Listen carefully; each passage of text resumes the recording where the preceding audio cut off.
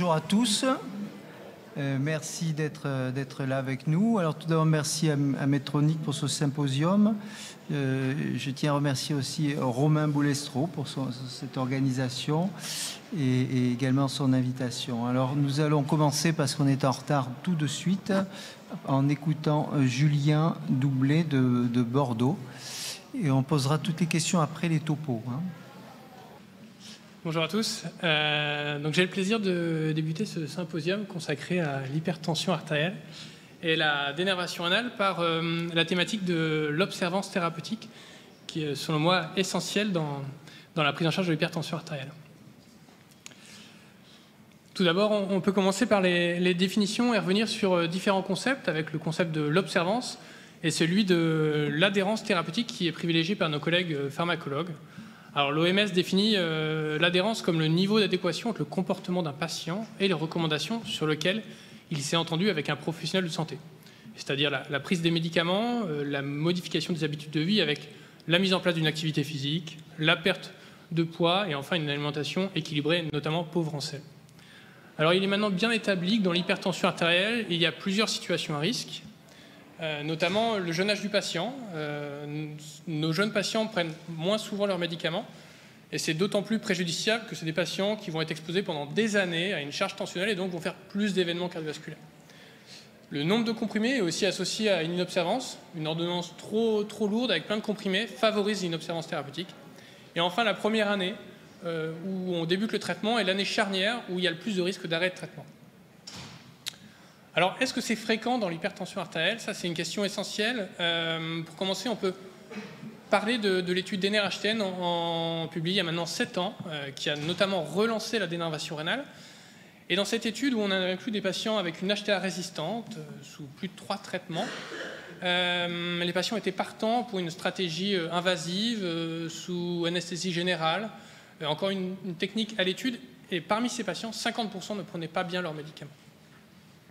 Alors, ces données sont confirmées par plusieurs méta-analyses et celles-ci qui retrouvent qu'à 1 an de l'instauration d'un traitement, il y a plus de 50% de nos malades qui ne prennent plus leur traitement. Alors, c'est très fréquent, mais est-ce que c'est grave? Il ne faut pas oublier que l'hypertension artérielle, c'est la première cause de décès évitable, alors qu'une baisse de seulement 5 mm de mercure permet de réduire les événements cardiovasculaires. Donc, le raccourci peut être très rapide en faisant le point sur le fait que l'inobservance thérapeutique doit forcément médier à plus d'événements cardiovasculaires. Et cela est confirmé par plusieurs méta-analyses. La première, une méta-analyse un peu globale sur l'inobservance thérapeutique, retrouve plus de mortalité. Et sur une méta-analyse spécifique à l'hypertension artérielle, on trouve plus de mortalité et plus d'hospitalisation. Alors l'inobservance thérapeutique, c'est fréquent, plus d'un patient sur 2, c'est grave, mais est-ce qu'on peut vraiment dépister cette inobservance thérapeutique? Alors cet article publié en 2019 est une review de la littérature sur l'adhérence dans l'hypertension et on a plusieurs outils à notre disposition. Les outils les plus disponibles d'utilisation facile sont l'interrogatoire en consultation, les questionnaires. Ceci étant, visiblement, la performance pour évaluer l'adhérence est pas optimale selon cette revue.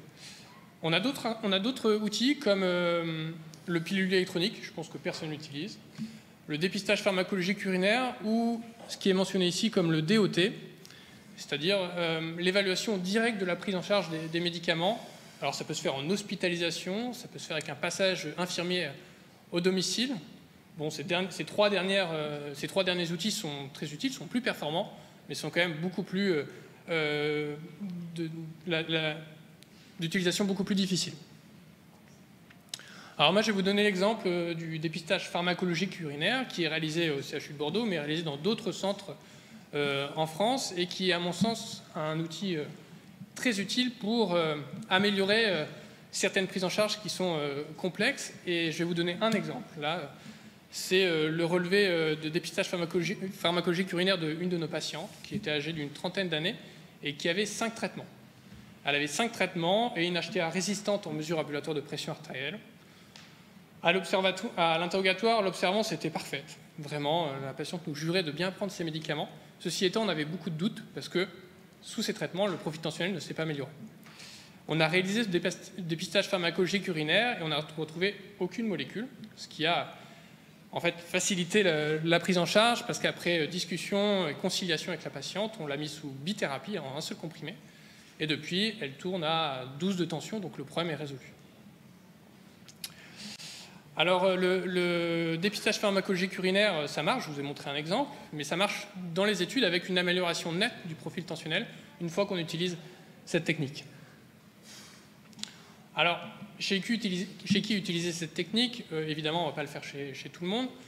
Probablement qu'on peut la réserver aux patients qui ont d'une part une hypertension artérielle résistante et d'autre part chez les patients à qui on a mis un traitement en place et on ne note pas d'amélioration du profil tensionnel. Très étonnant de voir un patient qui est sous bithérapie et qui n'améliore pas du tout son profil tensionnel avec la même méthodologie de mesure. Le médicament, on peut suspecter que le médicament ne soit pas pris. Alors c'est fréquent, c'est grave, on peut le dépister, mais a-t-on des solutions? Eh bien, on en a pas mal, des solutions. En premier lieu, une consultation d'annonce pour prendre le temps d'informer le patient sur le diagnostic, les tenants et les aboutissants, les complications liées à l'hypertension artérielle et l'intérêt d'un médicament. L'objectif est de mettre en place un traitement simple, de mettre en place un traitement bien toléré par le patient pour que l'on contrôle le profil tensionnel et on va contrôler ce profil tensionnel avec l'usage de l'automesure tensionnelle qui permet de responsabiliser le patient. Alors, on a d'autres outils, et notamment l'usage des associations médicamenteuses. On a un dogme, nous, un petit peu au CHU de Bordeaux. Alors, c'est pas bien d'avoir des dogmes, mais c'est on ne traite pas une hypertension artérielle avec plus de 2 comprimés. Aujourd'hui, on a tellement d'associations qu'on peut trouver forcément des médicaments qui vont convenir à nos patients, et en 2 comprimés, on peut venir à bout de quasiment toutes les hypertensions artérielles. C'est d'ailleurs le message des recommandations européennes en demandant aux praticiens d'aller vite et d'aller fort sur les associations pour contrôler le profil tensionnel de nos malades. Je mettrai juste un petit bémol, il ne faut pas oublier qu'en France, la trithérapie en un seul comprimé n'est pas remboursée, alors que probablement cette molécule toute simple pourrait résoudre beaucoup de situations. Alors, je vous conseille de mettre des associations médicamenteuses, et on a une méta-analyse qui est sortie cette année qui montre que grâce à ces associations en monocomprimés, et quand on les compare avec des traitements équivalents en plusieurs comprimés, on a d'une part une meilleure adhérence, mais on a surtout une baisse significative de la pression artérielle. Dans cette méta-analyse, on a une baisse significative de 4 à 5 mm de mercure, ce qui permet d'avoir une amélioration, une réduction du risque cardiovasculaire. D'autres solutions, aujourd'hui, la santé connectée, c'est notre quotidien. On a plusieurs applications à disposition, et notamment l'application Suivi HTA qui permet à nouveau de mettre un peu plus le patient, en tout cas le responsabiliser un petit peu plus. Et puis, un des freins persistants pour la pratique de l'observance thérapeutique dans le cadre de l'hypertension artérielle, c'est que le patient doit prendre son médicament tous les jours. On peut faire passer une infirmière à la maison, mais bon, on ne peut pas le faire pour tout le monde. En cela, la dénervation rénale apporte quelque chose de nouveau, c'est-à-dire que cette technique, et le docteur Delarche va nous expliquer les résultats des études de dénervation rénale, va nous montrer les résultats notamment à 36 mois. Cette technique permet d'une part une efficacité sur le profil tensionnel, mais surtout une persistance à 36 mois. Donc on peut faire un geste de dénervation rénale, on va améliorer le profil tensionnel, et surtout cette efficacité semble persistante au cours des mois. Alors, on retiendra que c'est fréquent, un patient sur 2, on retiendra que c'est grave, mais qu'on a des outils pour dépister l'inobservance thérapeutique. On a des solutions comme la consultation d'annonce, l'automesure tensionnelle, les associations, et enfin, la dénervation rénale chez certains de nos patients. Merci de votre attention. Merci les délais. Alors c'est génial, hein, ça appelle des réflexions et des questions, et on regroupera tout ça en fin de présentation. Alors en 2 secondes, parce que j'ai l'occasion d'avoir le micro, j'ai quelques idoles dans ma vie professionnelle. Nicolas Delarche en est un. C'est quelqu'un qui a réussi à développer quelque chose aussi au niveau à Pau, dans son centre, et au niveau du CNCH, c'est quelqu'un de très important. Donc je suis vraiment content d'être à ses côtés aujourd'hui. Je ne mérite pas tout ça. Vous avez vu que Medtronic ou Romain, vous m'avez placé entre deux jeunes. À moi seul, si on collige leur âge, c'est moi. Donc on va mettre l'expérience des anciens. Donc je vais vous parler, Julien, tu as fait le pas pour arriver à la dénervation rénale, mes conflits d'intérêts. Voilà. Alors la cible, c'est les nerfs sympathiques, les nerfs afférents essentiellement, qui jouxtent les artères du rein, les artères rénales, et on sait qu'ils sont nombreux, c'est un vrai plexus. Et plus on s'éloigne du île, plus ces nerfs se rapprochent, plus on s'éloigne de l'ostium, je veux dire des artères rénales, plus ces nerfs se rapprochent de la paroi et donc de la lumière interne. Et ça, c'est un élément essentiel qui a permis quand même d'améliorer les résultats de la dénervation, puisqu'au début, on se contentait de faire plutôt des dénervations proximales.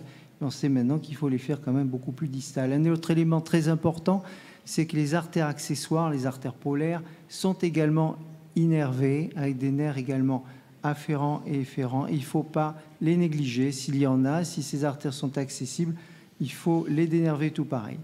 Les moyens, on a la radiofréquence, les ultrasons, l'alcoolisation. Alors la radiofréquence, ça fait quand même maintenant plus de 10 ans qu'on travaille là-dessus. Les ultrasons, c'est quand même plus récent, on va le voir. L'alcoolisation pariétale reste quand même encore pour l'instant expérimentale. Les deux premières, c'est une transformation d'une énergie, soit d'ultrasons, soit d'un courant alternatif en chaleur. La deuxième, c'est une neurolyse chimique. Alors, je vous détaille un petit peu chaque technique. La radiofréquence, la sonde initiale, la Simplicity, était très simple, avec une seule électrode au départ. Et à partir de 2018 à peu près, on est passé à une sonde à 4 électrodes de manière à améliorer les résultats. Elle est montée sur un guide 014. Et il y a un générateur qui permet d'avoir à tout moment un contrôle de chacune des électrodes, des 4 électrodes. Et on peut les contrôler séparément, distinctement. Si une se défait, on peut continuer sur les autres. Vous avez les mesures d'impédance et de température simultanées. Voilà la sonde en haut de Medtronic, qui est une sonde tire-bouchon, vous voyez, avec commande donc sur un guide, avec ces 4 électrodes circonférentielles et qui s'étalent donc tout au long de l'artère, qui permet d'aller assez loin sur les artères de bifurcation. On demande un temps de dénervation au moins de 60 secondes. On est efficace à partir de 30 secondes. Les ultrasons, donc c'est Record Médical, c'est plus récent, ça date à peu près de 2018 également. Il est monté sur guide 018. Il y a un ballon autour du générateur pour refroidir le sang et l'effet thermique se propage sur 6 mm dans la paroi de l'artère. L'alcoolisation, ça a l'air très méchant comme ça, c'est une hallebarde avec 3 épingles, 3 aiguilles qu'on plante dans la paroi de l'artère, dans laquelle on injecte 0,2 ml d'alcool dans chaque aiguille, soit 0,6 ml pour chaque artère droite puis gauche, sur guide 014. L'épreuve, rapidement, donc juste ce petit schéma qui vous rappelle que cette dénervation, on a commencé à la pratiquer dans les années 2010, même avant. On a eu des résultats d'études qui ont freiné, ralenti en 2018. On a eu un frein, on a dit stop, ce n'est plus utile, ou du moins à ne réserver que dans les études cliniques. 2021, à nouveau un petit renouveau avec un consensus paper qui nous disait que finalement on pouvait recommencer et s'intéresser à nouveau à la dénervation, tout ceci étant le fruit de nombreuses études cliniques. Le programme Medtronic, et on va voir là tout d'abord les programmes de radiofréquence. Les programmes Medtronic, après l'étude HTN3, qui était une étude qui avait donc déçu la communauté, se sont portés d'une part sur l'amélioration du matériel, mais également sur l'amélioration des profils cliniques, des indications donc de la radiofréquence. J'insisterai là sur surtout l'étude Pivot Spiral On Med, l'étude Pivot Spiral Off également, et le registre global Simplicity. L'étude spirale HTN Off Med, vous voyez, une efficacité tant sur la pression de consultation, vous voyez, moins 10 mm à peu près, moins 9, c'est ce qu'on observe régulièrement sur ces données de consultation, et la MAPA, moins 5 mm également à 3 mois. Ça, c'était l'efficacité. La sécurité, c'était une technique dans cette étude où il n'y avait pas de complications vasculaires, mais il faut retenir que vous le verrez tout à l'heure, dans l'ensemble des études, on affronte à peu près un taux de complications vasculaires de 1% qui sont liés aux faux anévrismes fémoraux. Et donc, il faudra développer ces techniques par voie radiale pour éviter ce genre d'événement. L'étude spirale HTN-ONMED vient de paraître à l'AHA avec ses résultats et ils sont un petit peu... je ne dirais pas discordant, mais on a été étonné parce qu'on n'a pas atteint la limite de significativité sur la MAPA. Par contre, on avait une efficacité significative sur la pression de consultation ainsi que sur le taux de consommation, sur le nombre d'antihypertenseurs. Et si on cumule ces effets-là, on est significatif effectivement. En sécurité, ce que je disais, vous voyez, on a deux faux anévrismes sur 200 patients. Un dans l'autre groupe, ça fait à peu près du 1%. Le registre Global Simplicity, c'est un registre donc qui évalue la sécurité et l'efficacité de cette technique qui porte sur 5000 patients, dont il faut savoir que la moitié, les 2500 premiers pratiquement, ont été faits avec la première sonde avec une seule électrode. On a déjà un suivi sur plus de à peu près 2500 patients à 3 ans. Et les résultats sont assez impressionnants puisque, outre la baisse de la pression artérielle systolique de consultation et la MAPA, on constate surtout que cette baisse est significative et se continue, même se majore dans le temps. À 3 ans, vous voyez qu'on a des résultats qui sont assez spectaculaires. Si on regarde ici, vu différemment, à peu près, cela signifie qu'un tiers des patients sont à l'objectif sur le plan tensionnel à 3 ans après dénervation, avec une réduction du nombre d'antihypertenseurs. D'où le programme Spiral HTN qui finalement se résume à cette diapositive avec une baisse significative de ces grandes études qui atteignent donc globalement moins 10 mm de mercure à peu près à 3 mois sur les pressions de consultation, moins 5 à 3 mois sur les pressions en MAPA, et vous voyez qu'il y a un effet qui dure dans le temps. Si on regarde maintenant les études sur les ultrasons, c'est les études Radiance ils ont calqué leur programme de recherche sur le programme Medtronic. On a 2 études courtes, solo et trio, également ici. Je passe très vite parce que sinon je n'aurai pas le temps.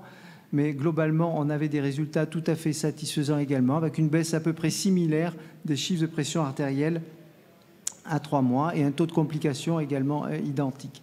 Tout ça pour aboutir à l'étude Radiance, qui est l'étude pivot principale, l'étude Radiance 2, une étude sham. Pour l'instant, on a des résultats essentiellement à 2 mois. Les résultats à 6 mois, 12 mois, 36 mois sont en cours. Et on a là encore des chiffres qui sont tout à fait honorables et similaires aux autres. Vous voyez que à peu près 64% des patients ont une baisse de plus de 5 mm de mercure de leur pression artérielle après ultrason. L'alcoolisation, il y a une seule étude qui est parue l'année dernière pour l'instant, qui est une étude faite avant les études sham, donc une étude ouverte, 44 patients sur 12 mois. Et là aussi, on a les mêmes résultats, une baisse tout à fait significative des pressions artérielles systoliques et des pressions en MAPA. Tout ceci a permis d'aboutir tout récemment, il y a 2 mois, à un consensus expert de la Société française européenne de cardiologie, qui dit les choses suivantes. La dénervation rénale réduit la pression artérielle. C'est une technique effectivement sûre. Elle est réservée pour l'instant aux hypertensions artérielles résistantes à au moins 3 traitements, avec une fonction rénale modérément altérée, disons avec un DFG supérieur à 40, et pour des chiffres de tension donc supérieurs à 135. On pense que les patients intolérants aux antihypertenseurs pourraient peut-être bénéficier également de cette solution, de cette dénervation. Enfin, ils insistent, comme déjà dans le consensus 2021, sur l'intérêt d'une équipe multidisciplinaire, donc l'intérêt, là encore, d'un centre d'hypertension artérielle clinique où tout se discute à plusieurs. La conclusion, je suis dans les temps, là c'est une technique sûre et efficace. Le choix de la technique va dépendre un petit peu de l'évolution des technologies. Ça pourra être la radiofréquence, peut-être avec là encore une amélioration apportée au matériel, les ultrasons ou la neurolyse chimique. Chacun fera son choix, bien sûr. Pour quel patient Actuellement, l'hypertension artérielle réfractaire, c'est sûr. Je me permettrai de rajouter le patient jeune, parce que je pense que baisser de 5 mm, voire 10 mm de mercure la pression artérielle lui permettrait d'éviter de prendre au moins un médicament, et peut-être donc de ne pas en prendre du tout. Donc, on peut aller peut-être au-delà des recommandations actuelles.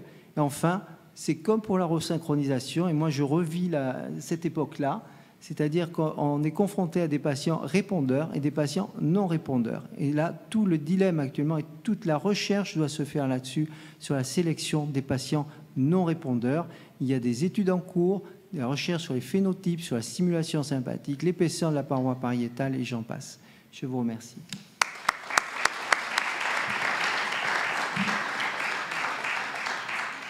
C'est parfait. Alors, on est complètement dans les temps. On a compris que c'était multidisciplinaire. Et donc, merci à une néphrologue de venir intervenir sur un congrès de cardiologie, Audrey Laurin, qui est néphrologue à Nice. Pardon, à l'hôpital européen, Georges Pompidou. Oui, en ce moment à l'hôpital européen. Donc bonjour à tous, merci Romain de l'invitation, merci Medtronic pour cet atelier. Donc en effet, je me suis perdue dans un congrès de cardiologie pour un cas un peu plus ludique pour aborder la dénervation rénale. Donc on va partir d'un cas classique de consultation. Vous recevez une femme de 52 ans d'origine caucasienne, avec pour principaux antécédents un syndrome d'apnée du sommeil et une histoire thyroïdienne sans particularité. Pas d'alcool ou occasionnel, un tabagisme sevré depuis 15 ans sans autre toxique. Elle est auxiliaire de vie avec une sédentarité en dehors de son travail. Donc un cas relativement classique. Elle a mis en évidence une hypertension artérielle au cours d'une de ses visites à domicile, où elle a testé avec un tensiomètre patient de poignet sa pression artérielle, et elle a mis en évidence une hypertension pour laquelle elle a consulté en médecine de ville avec un suivi relativement aléatoire depuis. Elle pèse 82 kg, ce qui la rend obèse avec un IMC à 34, un périmètre abdominal augmenté. En dehors de ça, le reste de l'examen clinique est sans particularité. Elle vient vous voir avec un bilan de débrouillage, une kaliémie dans les limites inférieures de la normale, une discrète insuffisance rénale avec une petite microalbuminurie, un syndrome métabolique, un HDL légèrement abaissé, un LDL à 1,92. Et avec ça, vous devez refaire le point sur ses traitements. Donc, elle est quand même venue vous voir avec un bilan, mais elle n'a pas de mesure valide de pression artérielle. Vous avez au cabinet une moyenne des pressions artérielles à 152 sur 96. Vous réalisez l'examen électrocardiographique et ETT. Vous mettez en évidence une discrète HVG sans altération de la fraction d'éjection.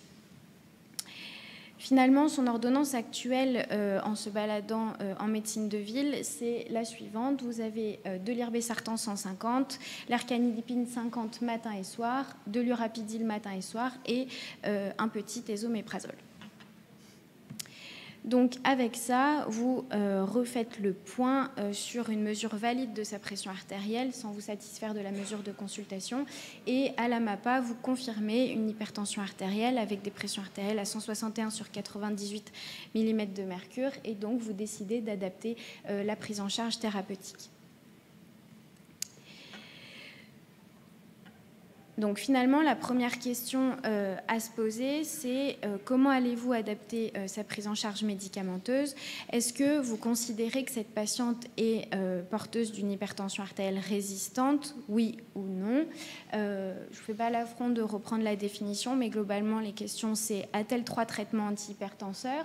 Donc à cette réponse, oui, si on considère qu'elle a son irbesartan, son lercanidipine et son irapidil, mais son traitement comprend-il une association avec un bloqueur du SRA, un inhibiteur calcique et un diurétique? La réponse est non. Et bien sûr, toujours se poser la question de la pleine dose du traitement, ou alors au moins de la dose maximale tolérée pour considérer qu'on est dans le cadre d'une hypertension artérielle résistante. Donc, non, elle n'est pas hypertendue résistante. Donc, quelles sont vos propositions thérapeutiques? On pourrait discuter du type de molécules et des non commerciaux, mais globalement, je propose ça, c'est pas quelque chose de définitif. L'idée, c'est, comme le disait Julien, de favoriser l'observance thérapeutique en favorisant l'association thérapeutique. Donc, en effet, c'est vrai qu'au maximum 2 traitements antihypertenseurs, c'est relativement satisfaisant pour les patients pour pour obtenir un objectif tensionnel. Donc là, je propose un bloqueur d'USRA et un inhibiteur calcique en association avec un diurétique thiazidique. Vous lui prescrivez votre traitement antihypertenseur et avant d'envisager les autres thérapeutiques potentielles, pour parler de la dénervation rénale, vous allez devoir confirmer une hypertension artérielle résistante. Donc, vous allez, dans un premier temps, devoir exclure la pseudo-résistance. Donc, ça va commencer par la méthode de mesure. Il faut toujours que ce soit des méthodes de mesure qui soient validées. Alors, par la méthode du brassard, en effet, la taille du bras est très importante, d'autant plus sur les profils obèses. Éliminer l'hypertension artérielle blouse blanche avec les méthodes de mesure à domicile, les automesures ou les MAPA. Discuter de l'observance thérapeutique, parce que ça, c'est le plus gros frein, comme on l'a vu. Donc, l'objectif, c'est bien sûr de dépister l'inobservance. Donc, selon toutes les méthodes qui vous ont été proposées, en partant de l'interrogatoire jusqu'au screening urinaire et au dosage plasmatique, parce que vous ne pouvez pas parler d'HTA résistante tant que vous n'avez pas éliminé l'inobservance. Et bien sûr, ne pas oublier les facteurs confondants, c'est-à-dire tout ce qui est automédication par les anti-inflammatoires, les réglisses et autres toxiques. Et tout ce qui est toxique vasopresseur, on oublie souvent les corticoïdes ou bien sûr le cannabis et autres drogues. Donc ça va être la première étape de diagnostic de l'HTA résistante, éliminer la pseudo-résistance et ensuite éliminer l'HTA secondaire. Donc là, l'HTA secondaire, vous faites, selon les endroits en France, vous vous rapprochez possiblement d'un centre expert ou vous commencez un débrouillage en ville. Ce qui est important de ne pas oublier, c'est la mise en place du traitement neutre et anticiper la recherche de l'HTA secondaire au moins 6 semaines avant, en faisant attention chez la femme en âge de procréer aux œstroprogestatifs qui interfèrent avec le bilan. Donc pour cette patiente en particulier, vous avez mis en place un traitement par une trithérapie adaptée, vous avez discuté avec elle de l'inobservance, vous avez mis en place la recherche d'une hypertension artérielle secondaire, vous avez discuté des règles hygiéno-diététiques, de l'information patient, du risque cardiovasculaire en l'éduquant et vous la revoyez en consultation avec cette fois des automesures de pression artérielle valides. Donc, le bilan d'HTA secondaire est revenu négatif, l'inobservance a été exclue et en automesure à domicile, elle vient avec des moyennes à 142 sur 93 mm de mercure, donc encore hors cible. Cette fois-ci, peut-on parler d'HTA résistante? Donc, en effet, maintenant qu'elle a son bloqueur d'USRA, son inhibiteur calcique et son diurétique, avec une pression artérielle non nocible, vous pouvez considérer qu'elle est porteuse d'une HTA résistante. Donc, quelles sont à ce moment-là vos possibilités thérapeutiques? Vous avez donc l'arsenal de recommandations avec l'association thérapeutique comme on l'a fait. Et la troisième étape, vous avez la possibilité d'introduire de la spironolactone ou de décider de ne pas adjoindre encore un nouveau médicament sous forme de pilule en plus et de discuter chez elle de la dénervation rénale. Puisqu'actuellement, la discussion de la dénervation rénale arrive, comme on l'a vu, sur des profils de patients qui sont porteurs d'une HTA considérée résistante. Alors après, on peut discuter de la dénervation rénale pour qui, c'est encore tout l'enjeu. Mais la discussion vient quand vous avez confirmé l'HTA résistante, vous avez exclu la pseudo-résistance, vous avez recherché et éliminé une HTA secondaire et vous avez contré les facteurs modifiables potentiels avec une optimisation de traitement qui va comprendre l'association thérapeutique et la demi-vie longue. Et ensuite, on pourrait discuter de bien d'autres possibilités d'indications thérapeutiques. Et la dernière étude qui vient de sortir justement dans le JAMA qui vous a été présentée préalablement. Voilà. Je vous remercie.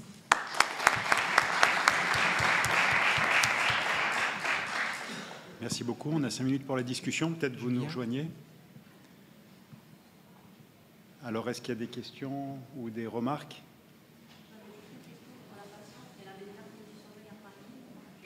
Oui, appareillé, oui. Appareillé, rapporté, observante. Mais... Ah, très bonne remarque. Pardon? Ah oui, je ne suis pas rentrée dans les détails. Mais oui, il faut réévaluer ça en facteurs modifiables associés, oui. Alors, je découvre les contrôles. Oui, Raphaël. Pour la donneur, j'ai une question.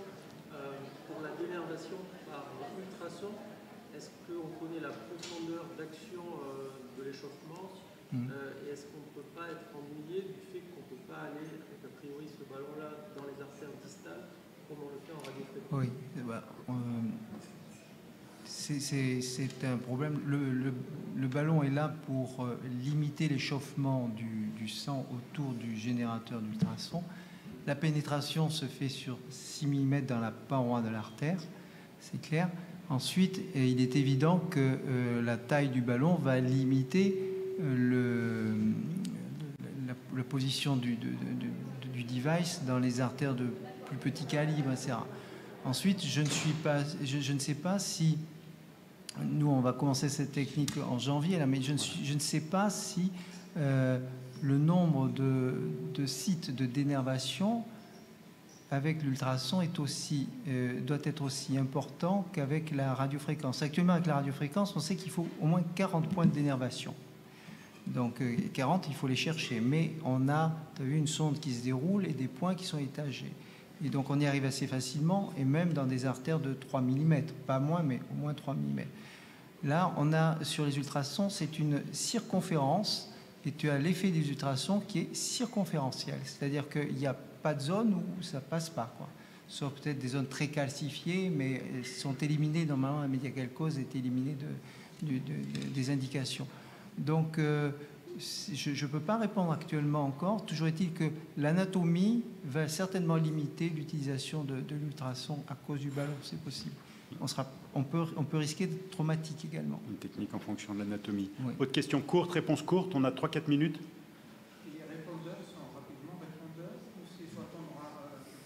Non, on voit très bien que dès 2 mois, 3 mois, on a des réponses. Donc la réponse se fait rapidement. Oui, tout à fait. L'hypertension artérielle systolique isolée, résistante, est-elle une indication? Et voilà, est-ce que c'est une indication ou pas? Bien. Alors ça dépend du contexte. L'hypertension artérielle systolique isolée du sujet jeune, probablement que c'est à mon sens pas une indication. L'hypertension artérielle systolique isolée du patient âgé, c'est un dossier plus complexe. Alors ça marche dans les études. Ceci étant, c'est aussi des patients très à risque. Donc on imagine qu'ils ont une pression artérielle plus très, très augmentée, donc une diastole basse. On va essayer de baisser la systole, mais en baissant la systole, on va aussi baisser la diastole. On va favoriser le risque d'hypotension orthostatique. Je ne sais pas si c'est les meilleurs candidats. Probablement que j'essaierai de simplifier les traitements, m'assurer qu'il n'y ait pas du tout d'hypotension orthostatique. La vraie problématique, c'est est-ce qu'on va vraiment les améliorer? Parce qu'on baisse la diastole, et on sait que cette diastole, quand on la baisse, notamment chez le patient âgé, elle a un risque d'évolution, en tout cas, elle est associée avec la démence. Donc, plus la réponse est longue, plus c'est non. Juste en 2 secondes, est-ce que maintenant, quand on va rentrer dans nos centres, il faut qu'on aille voir nos biologistes pour insister sur le contrôle antidopage urinaire? Je ne sais pas quel est ton point de vue, mais j'ai l'impression que c'est un outil. Romain dit oui. C'est un outil qui a vraiment permis d'améliorer des vraies prises en charge chez des malades. Est-ce qu'on peut vraiment tout faire dans nos hôpitaux? Est-ce qu'on pourra vraiment doser tous les médicaments dans nos hôpitaux? Alors nous, on dose les médicaments qu'on juge essentiels. Par exemple, on ne dose pas les alpha-bloquants, on ne dose pas les centraux, parce que c'est des médicaments qu'on considère comme pas essentiels, donc on ne les prescrit pas. On a un panel de médicaments à doser, des médicaments qu'on utilise très fréquemment. Je ne sais pas ce que tu peux rajouter. Oui, monsieur. Enfin, sur le principe, oui. Après, le problème, c'est l'accès pour l'instant. On va les parler à nos biologistes. Oui. Vraiment en 15 secondes. MAPA ou automesure pour diagnostiquer et surveiller? 15 secondes. Il faut choisir. Automesure pour les patients qui sont très bien suivis et qu'on souhaite suivre au long terme. MAPA pour les situations complexes, les situations de diagnostic, valider le diagnostic, valider le caractère résistant de l'hypertension artérielle. Voilà, c'est les 2 indications fortes de la MAPA. Vous parliez de moyenne, c'est-à-dire que quand ils ramènent leur chiffre de tension artérielle et qu'il y en a 50, il faut faire la moyenne des 50? Alors moi, je leur explique qu'il ne faut pas s'embêter à faire 50 mesures d'automesure, mais il faut faire des choses simples sur 3 jours, 3 mesures le matin, 3 mesures le soir pendant 3 jours. Et je leur demande pas plus. Une dizaine de mesures. 18 mesures comme recommandé. Recommandation française. Donc, je me permets de conclure en 2 mots, parce que Romain, tu as été extrêmement important pour nous faire comprendre que l'hypertension artérielle, c'était une maladie fréquente et grave, qu'il y a une société française d'hypertension artérielle qui a désigné des centres experts. Vous avez une carte de France avec 14 centres experts, et puis rien en dessous. C'est-à-dire qu'en dessous, c'est nous tous, et puis l'ensemble de la communauté médicale. Et toute l'idée du CNCH, dire qu'on maille le territoire, on le fait bien sur la coronaire à la phase aiguë de l'infarctus, on le fait mal dans l'hypertension artérielle, et il faut qu'on crée ce qu'on appelle les blood pressure cliniques, et tu as réussi à en créer 15 au sein des CH et des autres hôpitaux. Il n'y a pas de raison de ne pas considérer d'autres structures pour créer ces blood pressure cliniques qui sont des intermédiaires entre l'ensemble de la communauté médicale et les centres experts.